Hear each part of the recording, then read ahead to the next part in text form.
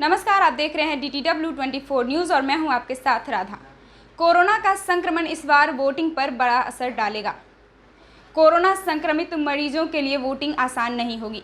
हालांकि चुनाव आयोग ने ऐसे मतदाताओं के लिए पोस्टल बैलेट की सुविधा दी है कि वह अस्पताल से वोटिंग कर सकते हैं, लेकिन यह प्रक्रिया आसान नहीं है। कोरोना से जंग लड़ रहे मतदाताओं को वोटिंग के लिए बड़ी लड़ाई लड़नी होगी।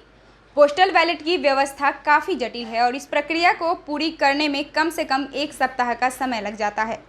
ऐसे में बड़ी चुनौती उन लोगों के लिए होगी जो मतदान की तिथि के आसपास पॉजिटिव पाए जाएंगे। बिहार में कोरोना के मामले तेजी से बढ़ रहे हैं। अनलॉक के बाद आंकड़ों ने तेजी पकड़ ली है।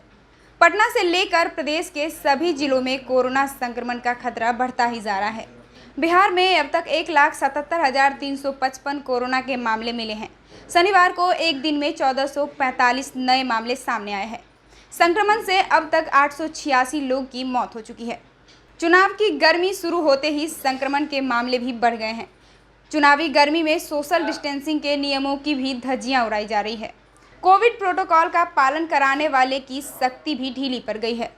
राजनीतिक पार्टियों के कार्यालयों के साथ साथ नेताओं के कार्यक्रम में भी नियम टूट रहे हैं।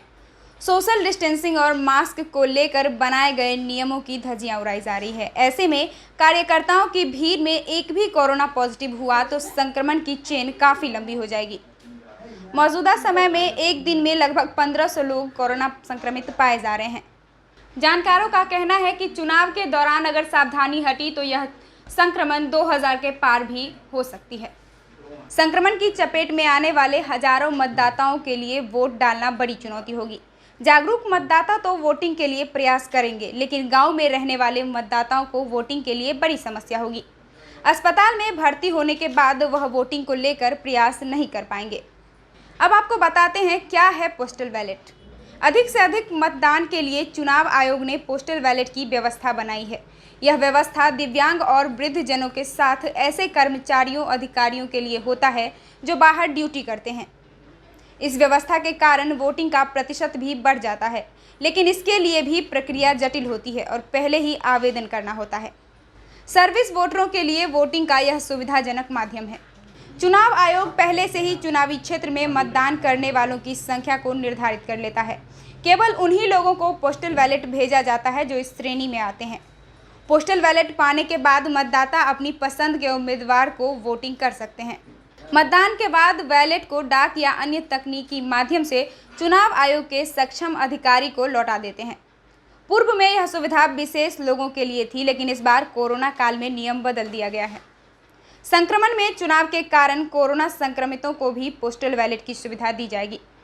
मान्यता प्राप्त अस्पतालों ने जिन जिन मरीजों को कोरोना संक्रमित घोषित किया है वो लोग ये सुविधा पाएंगे। जो मतदाता अस्पताल में भर्ती हुए हैं उन्हें पोस्टल बैलेट की सुविधा दी जाएगी। होम क्वारंटाइन और संस्थागत क्वारंटाइन में रह रहे संक्रमितों के लिए पोस्टल बैलेट की व्यवस्था होगी। मतगणना में भी ऐसे मतपत्रों की गणना पहले ही की जाती है। फिलहाल बिहार समेत देश और दुनिया की तमाम खबरों से अपडेट रहने के लिए बने रहिए DTW24 न्यूज़ के साथ। अगर आप हमारे इस न्यूज़ को फेसबुक पे देख रहे हैं तो हमारे पेज को लाइक करें, यूट्यूब पे देख रहे हैं तो हमारे चैनल को सब्सक्राइब करें और बेल आइकॉन जरूर प्रेस करें ताकि हर खबर सबसे पहले पहुंचे आप तक। नमस्कार।